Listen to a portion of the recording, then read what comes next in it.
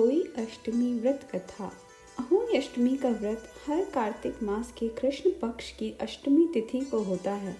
इस दिन संतान की सुरक्षा और सुखद भविष्य के लिए माताएं व्रत रखती हैं और शुभ पूजा मुहूर्त में अहोई माता की पूजा आराधना करती हैं।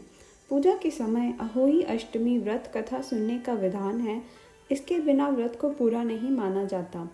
महिलाएं कथा सुनने के बाद तारों को जल अर्पित करके पारण कर व्रत को पूरा करती हैं। तो आइए जानते हैं अहोई अष्टमी की व्रत कथा। एक समय की बात है, एक नगर में एक साहूकार अपने भरे पूरे परिवार के साथ रहता था। उसके 7 बेटे, 1 बेटी और 7 बहुएं थीं। दिवाली से पूर्व उसकी बेटी अपनी भाभीियों के साथ साफ सफाई कर रही थी और अच्छी मिट्टी लेने के लिए जंगल गई ताकि घर की लिपाई अच्छे से हो सके। मिट्टी निकालते समय खुरपी से एक स्याहू का बच्चा मर गया। इससे दुखी स्याही माता ने साहूकार की बेटी को श्राप दे दिया कि वह कभी मां नहीं बन सकेगी और श्राप से उसका कोख बांध दिया। यह सब छोटी भाभी ने देख लिया और स्याही माता से विनती की कि मेरी ननद को छोड़ दीजिए, मैं कोख बांधने के लिए तैयार हूँ। उस श्राप के कारण जब भी सबसे छोटी बहू के बच्चे पैदा होते, वो अगले अहोई अष्टमी के पहले ही उसके बच्चे मर जाते। इससे वो बहुत दुखी रहने लगी और हर बार त्योहार पर वो रोती रहती, इसलिए उसका नाम सदरोनी रख दिया गया था और उसे घर से निकालकर जंगल में रख दिया क्योंकि वह हमेशा रोती रहती थी। एक दिन वह बहुत दुखी होकर रो रही थी, तभी स्याही माता एक ब्राह्मणी का रूप धारण कर उसके पास आई और उससे पूछने लगी कि तुम इस जंगल में किस चिंता में बैठी हो और क्यों रो रही हो।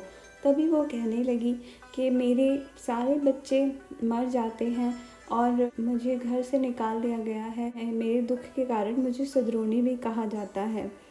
तो स्याही माता ने कहा कि तुम किसी प्रकार की चिंता मत करो। इस साल कार्तिक मास के कृष्ण पक्ष की अष्टमी तिथि को तुम व्रत करो, अच्छा खाना बनाओ, मैं तुम्हारे घर आकर खाना खाऊंगी। वह मान गई और उसने कार्तिक मास की अष्टमी तिथि को व्रत किया, घर को गोबर से लीपा और अच्छा खाना बनाया।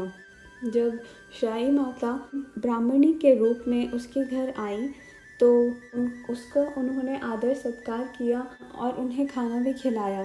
उसके बाद उन्होंने कहा कि इतनी धूप में आप बाहर कहाँ जाएंगी, थोड़ी देर आराम कर लीजिए। तो स्याही माता वहाँ उसी के घर सो गई। थोड़ी देर के बाद वह उन्हें पानी को पूछने गई तो स्याही माता ने कहा कि जरा मेरे सर की जुएं देख दो। तभी उसका जो 7वां छोटा बालक था वह बार बार रो रहा था।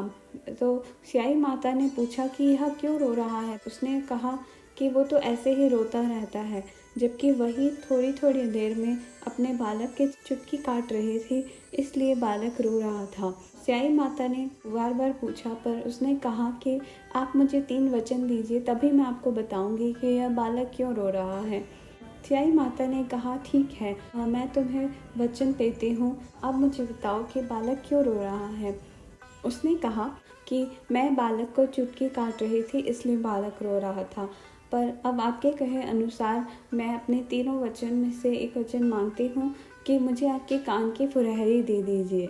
स्याही माता बोली कि मैं तो जगत को ठगती हूँ, पर तूने मुझे ठग लिया। स्याही माता के कान की फुरहरी निकालते ही उसके 7 संतान जो श्राप के कारण जिनकी मृत्यु हो गई थी, वो वापस स्याही माता के कान से निकल आए और उसके 7 बच्चे उसको मिल गए। तो वो बहुत प्रसन्न हुई।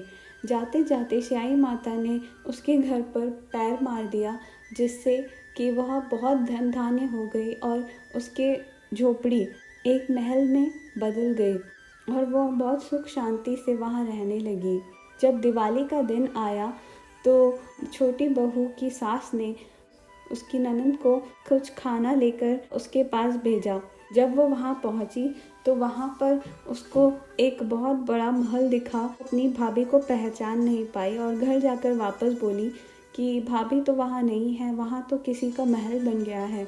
जब सास ने वहां जाकर देखा तो उसको विश्वास नहीं हुआ, वह आश्चर्यचकित रह गई। बहू ने अपनी सास को पहचान लिया और वहां जाकर पैर छूकर सियाई माता की यह सब कहानी बताई। ये सुनकर उसकी सास ने उसे गले लगा लिया और उससे बहुत धन्यवाद दिया कि उसने अपनी ननद के लिए इतना बड़ा त्याग किया।